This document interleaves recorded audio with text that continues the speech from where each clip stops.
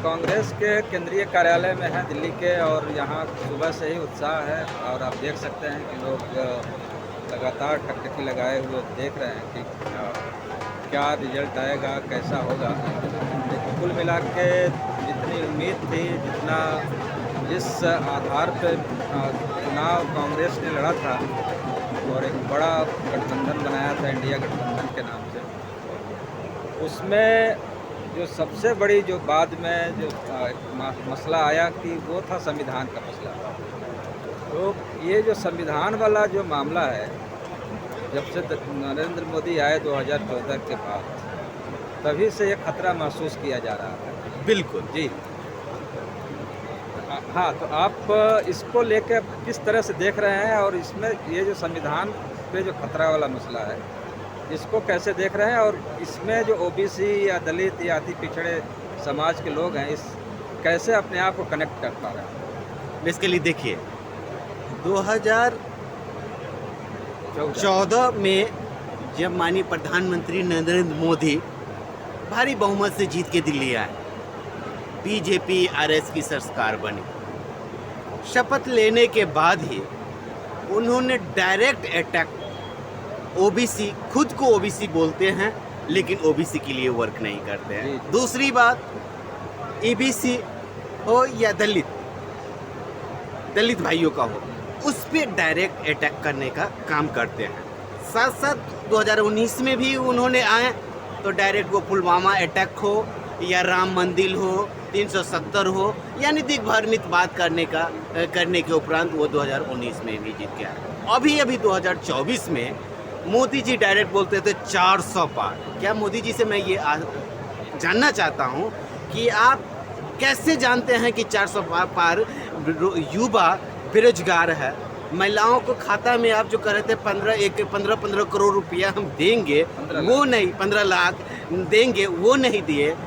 यानी अग्निवीर योजना वो हुआ। अब इतने बेरोजगारी है, एमए, बीटेक, एमबीए लड़कों को आप कह रहे पकौड़ा तलने के लिए। साथ साथ अब चुनाव जीतने के उपरांत आरएसएस हो या बीजेपी हो, डायरेक्ट अब कॉन्स्टिट्यूशन पे ही हमला कर रहे हैं। फर्स्ट। सेकेंड, आप जो दलित बिरादरी हो, ओबीसी का कैटेगरी हो, उसके आरक्षण पे भी अटैक कर रहे हैं।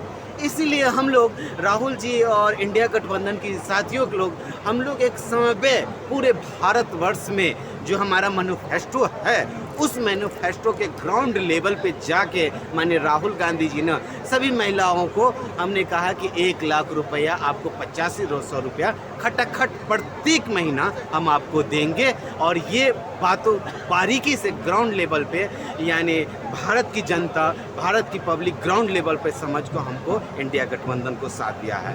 साथ साथ राहुल गांधी भी उससे कॉन्स्टिट्यूशन और संविधान को सभी भारतवासियों को, माता बहनों, भाइयों एवं चाचों को भी दिखाया है कि ये भारत देश हमारा अंबेडकर जी भी अंबेडकर बनाए हैं। इस पे नरेंद्र मोदी जी हमला कर रहे हैं, ये आरएसएस वाले हमला कर रहे हैं। इसको बचाना होगा और इसको यानी माने ये पूरे भारत के लोग इनको बचाने और माइनॉरिटी के साथ इंडिया गठबंधन को अभी जो जिस तरह का रुझान दिख रहा है, वो किस तरह का, मतलब उसमें नरेंद्र मोदी को फिर से लोग, मतलब अभी उतना अभी भरोसा नहीं उठा है या कुछ और कुछ खेल हुआ? 1 मिनट, वो बेसिकली देखिए उसका कितना 280 या 82 सीट पे इंडिया गठबंधन में है। देखिए चंद्रबाबू नायडू जी, हमारे यहाँ चाचा जी हैं नीतीश जी, ये लोगों से अंदर खाने हम लोगों को बात चल रहा है।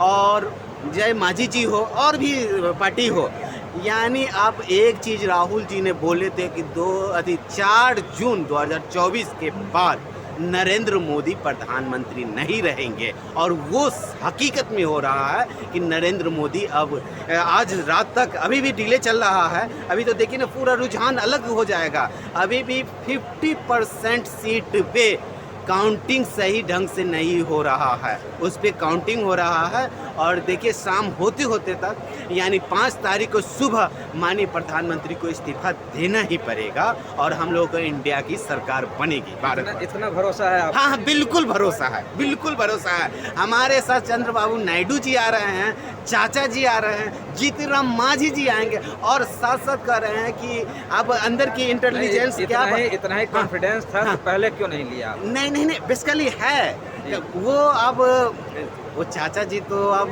उनका माइंड है और थोड़ा ये जो हो गया है तो ये दिग्भ्रमित अब किसको कौन कैसे सिखाता है तो, लेकिन माइंड है। अभी वो गए हैं, अभी उन्होंने दरवाजे पे गेट लगा दिया कि अभी हम खाना खा रहे हैं, नहीं मिले। तो कहीं ना कहीं हम लोगों की वार्तालाप चल रही है।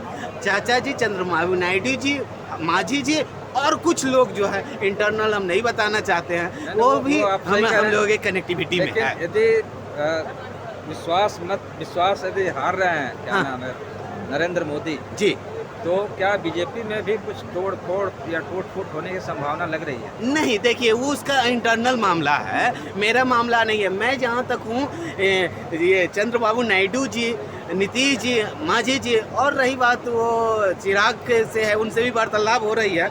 अब इंटरनल मामला है कि उनका कितना सीट है प्रॉपरली बीजेपी का, गठबंधन का हटा के बीजेपी का, उसमें अब क्या चल, हाँ 235 उसमें से अब क्या हो रहा है वो हमारी ऊपर है, वो इंटरनल मामला है, वो रहने दीजिए उसको, लेकिन हाँ उसको रहने दीजिए। मैं सरकार इंडिया गठबंधन सरकार बना रही है, नया सरकार बन रही है। हाँ निश्चित बनने जा रही है। किसको लग रहा है अभी तो चूंकि मीटिंग होगी इंडिया गठबंधन जी, हम लोग कल मीटिंग है, अब जो हम लोग सब लोग बैठ के उसमें डिसीजन कर लेंगे। ये नहीं है हम उस तरीके से नहीं है कि ट्रैक्टर सही है, हम हिटलर सही है, हम जो अपॉइंटमेंट करेंगे वही होगा। यहाँ पे हम लोग सब लोग आदमी टेबल पे बैठ के डिसीजन जो होगा उसी को हम सम्मान्य करेंगे। जी, सरोज महतो जी, ये बताइए आप इसमें ओबीसी के आप बड़े पदाधिकारी हैं, ओबीसी को क्या लग रहा है कि आने वाले समय में सरकार में एक महत्वपूर्ण भूमिका मिलने वाली है? बेसिकली देखिए राहुल जी इन्होंने डायरेक्ट आपको मीडिया में भी और कहीं भी डायरेक्ट जिसकी जितनी भागीदारी उसकी हिस्सेदारी दीजिए। हाँ, ओबीसी को जितनी है उतना Rahul ji by media press media में सभी जगह जितनी हिस्सेदारी है उतनी ओबीसी को देगा। जाति जनगणना पहला प्रायोरिटी है। हाँ हम कराएंगे, पहली प्रायोरिटी हम कराएंगे, जाति जनगणना कराएंगे, ओबीसी की जितनी जाति है उनको हम देंगे। लेकिन आपको अपना किसको आपको लगता है कि इनको प्रधानमंत्री बनना चाहिए? नहीं देखिए वो चीज़ है, हम लोग कल बैठेंगे, एक राउंड और बैठेंगे, वो बैठ के हम लोग डिसाइड करेंगे।